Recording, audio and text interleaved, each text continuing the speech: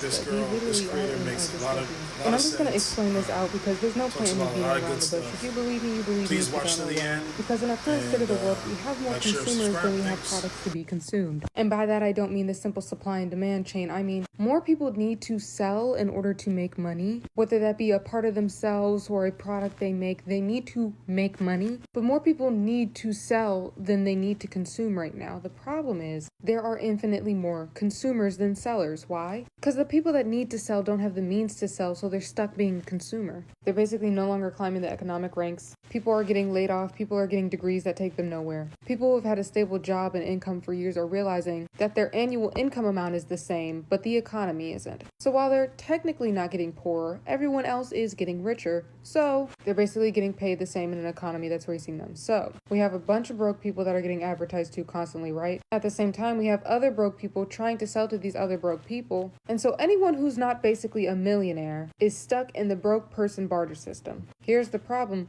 We don't have a barter system. The millionaires do. All of our resources are trapped behind corporations or the government because we sat behind so long and just let them get away with shit for years. We were so content with our state of life we didn't think we could possibly get taken advantage of. It was always politics are silly. Global warming isn't real. AI will never take over. And even though we're feeling the effects of those things now, and people are being shaken and forced to wake up to it, they have two major issues. One, they have just enough money to survive, so they think they're just getting through a trying time. And then two, they have this device, a phone, a form of social media, a form of communication. It's very hard to recognize the state of the world around you when people have separated their world so well that they put all the bad but real stuff online and then completely disassociate when they go out into the real world. They go watch the brand new movies, pick up a meal with some friends when they can, maybe pick up some groceries. But even the price gouging in those industries isn't enough to wake them up because in their mind, it's just a trying time and they'll get through it because they view the world through the lens of the internet. And the internet is a constant change of trends. If disaster isn't popular, disaster isn't happening. And the people who know the truth of both worlds feel pretty much defeated because they're either broke and cannot escape, or they're trying to enjoy the little slices of pizza they can get out of life remaining. You know how earlier I said we have a bartering system that we don't really have? Well, realistically, if we've created such a wide class gap,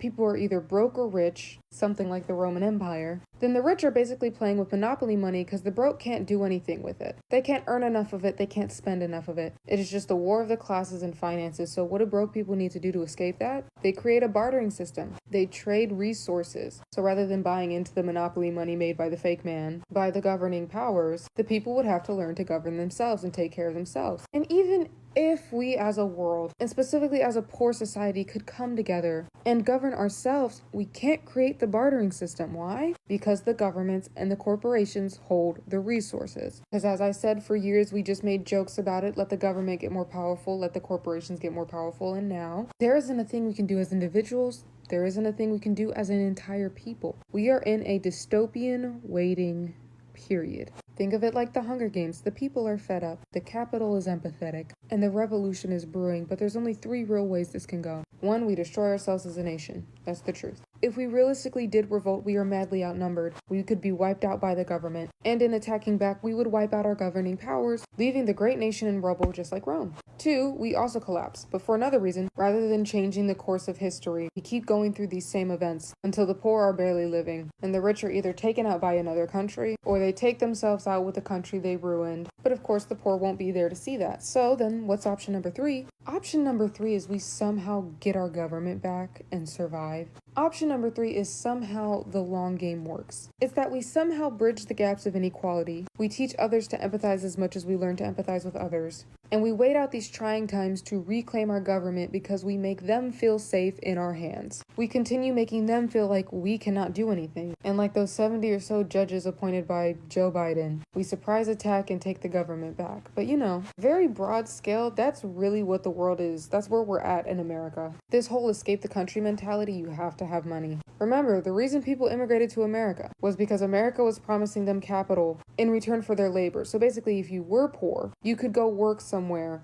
and live there and eventually build yourself into wealth. And we do have options for that right now, but they are so few and far. Many people have deep-rooted families here because we are deeply rooted in this country. And as I said, because we have these dumb devices, we keep ourselves disassociated in them, and that's the truth. And then the people moving out of the country, they seem like they're crazy. Even though they're probably right, it's just unfortunate that not all of us can join them. And when it comes to the gaps in our country, the disparities are so much wider than they were before. There is so much undereducation in this country that the uneducated and malleable far outweigh the scholars. And there is little the scholars care to do because even their education was limited, in the very same way the uneducated was limited. Because the scholars were sold a dream, and they grew up in a meritocracy. As well, the uneducated were sold a dream so long as they did whatever else everyone else told them to. And of course, things aren't terrible now. People will open their windows and say, I don't see a fire. Well, babe, the fire doesn't have to be lit for the gasoline to be on the ground. And no one's telling you to panic because the fire isn't here yet. Just start paying attention to the gasoline being poured on the ground.